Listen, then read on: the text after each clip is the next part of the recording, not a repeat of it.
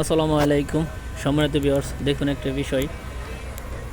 AC টেকনিশিয়ানরা কত risk নিয়ে এসিগুলো fitting করে। দেখুন বাইরের কানিশে হলচদের ভিতরে কীভাবে এসিগুলো বসায়, কত রিস্ক নিয়ে।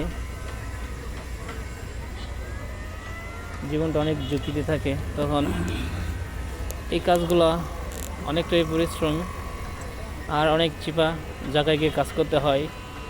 হলসদের ভিতরে যাওয়াটা কতটুকু কষ্ট দেখুন, গাড় একেবারে বাঁকা করে রাখতে হয়। আর এই কাজের দেশের মধ্যে এই কাজের পরিশ্রমের তুলনা টাকাটা অনেক কমই পাওয়া যায়। তারপরও কাজ যেহেতু শিখছি অবশ্যই করতে হবে, এটাই বাস্তব।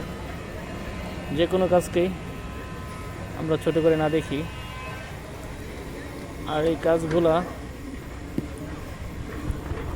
করতে অনেকটি ধাপ পেরিয়ে কাজটা করতে হয়, আর অনেক প্রকার সমস্যা হয়ে যায়।